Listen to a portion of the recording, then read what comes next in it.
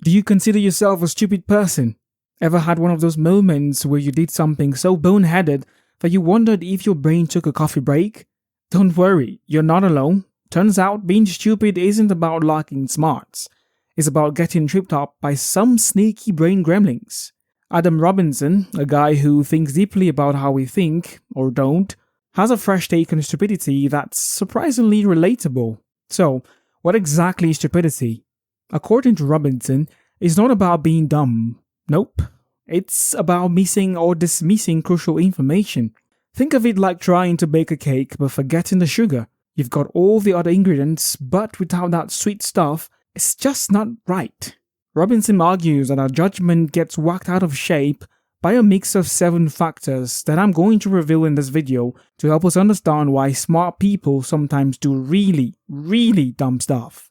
And more importantly, how you can dodge them to make smarter decisions and turn those facepalm moments into high-five victories. So, the first factor is rushing or urgency. Have you ever tried to put together IKEA furniture in record time, only to end up with a wobbly, lopsided creation? That's rushing for you, your brain's worst enemy when it comes to making sound decisions. Adam Robinson points out that urgency is one of the biggest culprits behind our occasional stupidity. When we're in a rush, we often skip over crucial details, leading to decisions that make us smack our foreheads later. Imagine you're late for work, and in your haste you decide to skip breakfast. Not only do you forget your keys, but by mid-morning, you're so hungry you can't think straight. That meeting you had? Total disaster, because your brain was too busy daydreaming about pancakes. Rushing turns your sharp, focused mind into a scatterbrained mess. So why does this happen? Well, when we're in a hurry, our brains switch to a kind of autopilot mode. We start to rely on habits and gut reactions instead of careful, rational thoughts. This can be useful in certain situations, like if you're a firefighter or a paramedic, where quick decisions can save lives. But for the rest of us, it usually means we miss out on important details. So, what's the solution? Slow down. Easier said than done, right? But taking a few extra moments to breathe, think, and double-check your work can save you from a lot of grief. Next time you're racing against the clock, remember, haste makes waste. Or as my grandma used to say, slow and steady wins the race. Wise words, Grandma. Wise words. The second factor is information overload. So, you're at an all-you-can-eat buffet, and you've piled your plate high with everything from sushi, pizza, pasta to chocolate cake. It's a gastronomic dream, but halfway through, you realize you've overdone it. Your stomach feels like it's about to burst, and you can't even enjoy your food anymore. That, my friend, is what happens to your brain during information overload. In today's world, we're bombarded with information from all sides. Emails, social media, news alerts, work updates, and that endless stream of memes your friend keeps sending. It's like trying to drink from a fire hose. Studies have shown that the average person consumes about 74 gigabytes of information daily. That's roughly equivalent to watching 16 movies. No wonder our brains feel fried. This constant influx of data can impair our decision making, and that's when stupidity strikes. Take the classic example of multitasking. You might think you're a pro at handling multiple tasks simultaneously, but research says otherwise. A Stanford University study found that heavy multitaskers are actually worse at switching between tasks than those who focus on one thing at a time. Your brain struggles to filter out irrelevant information, leading to more errors. In extreme cases, information overload can even lead to analysis paralysis, where you're so overwhelmed with data that you can't make a decision at all. So, how do you combat this deluge of data? Start by decluttering your digital life. Unsubscribe from those newsletters you never read. Set specific times to check your emails, and give yourself breaks from social media. Think of it as a digital detox, clearing out the mental clutter so your brain can breathe. Also, prioritize your task. Not every piece of information demands your immediate attention. You don't have to consume everything on the buffet table. The third factor is physical or emotional stress. When you're physically or emotionally stressed, your brain goes into survival mode, and that's when stupidity can sneak in and take the wheel. It's like when you're late for an important meeting, stuck in traffic, or your phone just won't stop buzzing. Your heart's racing, palms sweating, and your brain is firing off warning signals like it's the 4th of July. In this state, your brain prioritizes immediate survival over thoughtful decision making. It's like trying to solve a Rubik's Cube while being chased by a bear. You're not going to get very far. But why does this happen? When you're stressed, your body releases a mixture of hormones, including adrenaline and cortisol. Adrenaline gives you a quick burst of energy, while cortisol keeps you on high alert. This fight or flight response is great if you're facing an actual physical threat, but not so much when you're trying to navigate a complex situation like a medical emergency or a financial decision. Research shows that chronic stress can shrink the prefrontal cortex, the part of your brain responsible for memory and decision making, and expand the amygdala, which controls your fear and emotional response. This makes it harder to think clearly and rationally when you're stressed out. It's no wonder that under stress, even the best of us can make decisions that leaves us shaking our heads later. So, how do you combat the brain fog that comes with stress? Start by recognizing when you're stressed and taking steps to manage it. Simple techniques like deep breathing, mindfulness meditation, and regular exercise can help keep your stress levels in check. Creating a calm, organized environment and taking regular breaks can also make a big difference. In high-stress moments, try to slow down and give yourself a mental timeout. The fourth factor is intense focus on an outcome. In business, for example, CEOs and managers often get tunnel vision when chasing ambitious quarterly targets. Their intense focus on hitting specific numbers can lead to overlooking warning signs of larger systemic issues. Consider the famous case of the Volkswagen emission scandal. The company's leaders were so fixated on dominating the diesel market and meeting emission standards that they ended up endorsing softwares that cheated emission tests. This short-term victory turned into a colossal long-term disaster, costing the company billions in fines and irreparable damage to its reputation. Another example is athletes who obsess over winning at all costs often find themselves taking risky shortcuts. Lance Armstrong's intense focus on winning the Tour de France led to one of the most notorious doping scandals in sports history. His single-minded pursuit of victory overshadowed ethics, fairness, and ultimately his career and legacy. So why does this happen?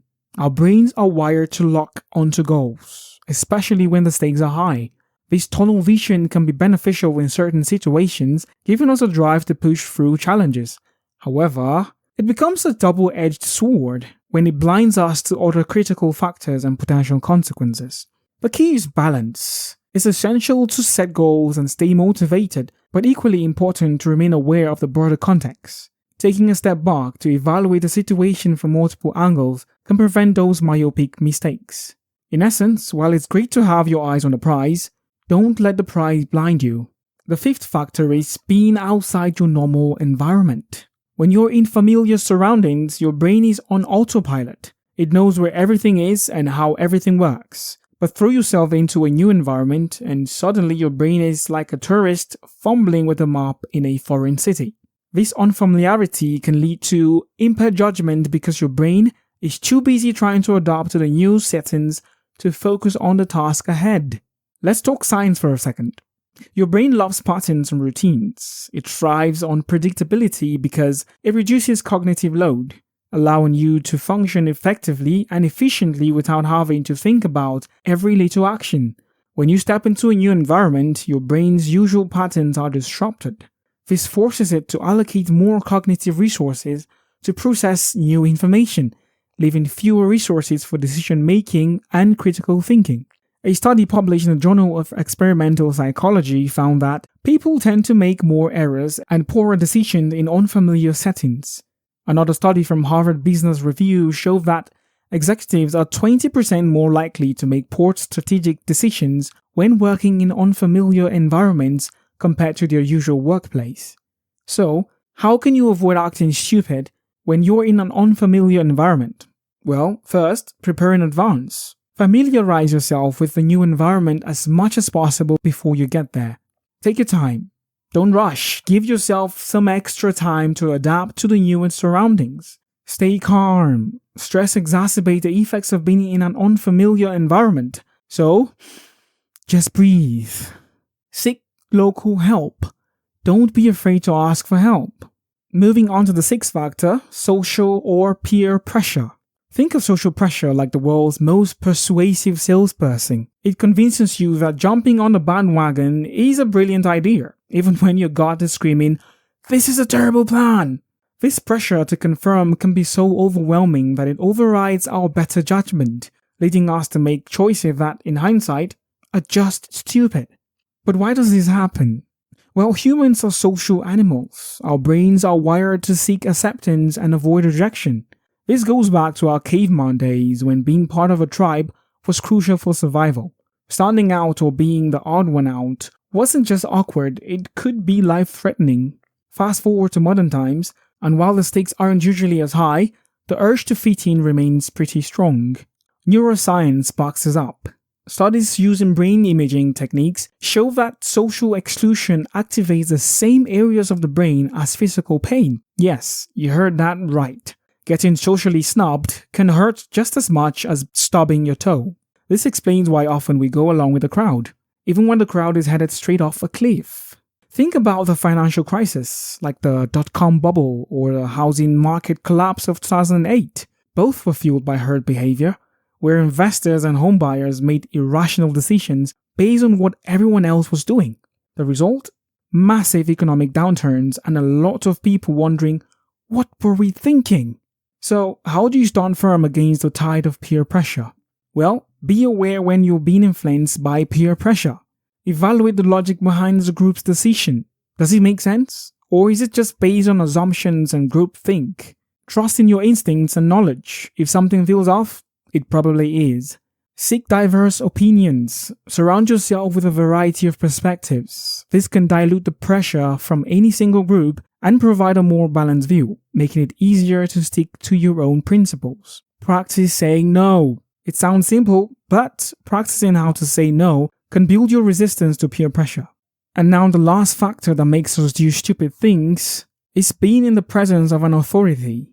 Imagine you're in a meeting with your boss, the big cheese, the head honcho. They've just laid out a plan that sounds, well, a bit off.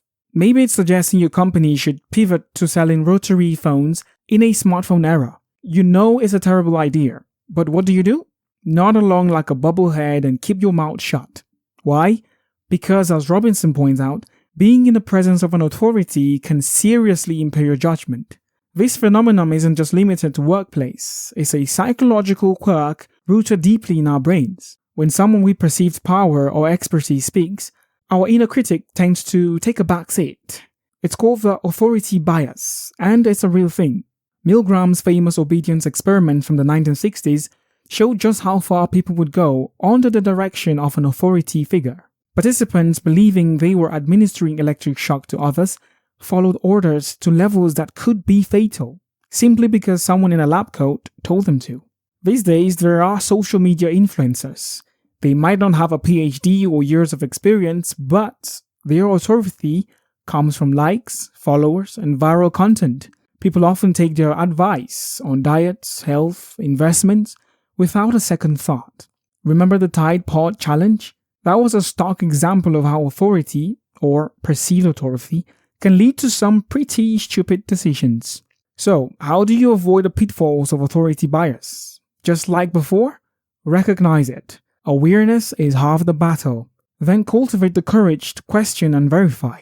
No matter who's dishing out the directives, it's about finding a balance between respect for expertise and trust in your own critical thinking. So far, individually, each of these factors can adversely impact our decision making, but taken together, they dramatically increase the odds that otherwise intelligent people act stupidly. Take distracted driving, for instance. We've all been there. One hand on the wheel, the other fumbling for fries, eyes darting to that oh-so-important text message. Just 5 seconds of distractions at 50 miles per hour means you've traveled the length of a football field blindfolded. It's not just dangerous, it's stupid. Watch this video next, I think you'll like it.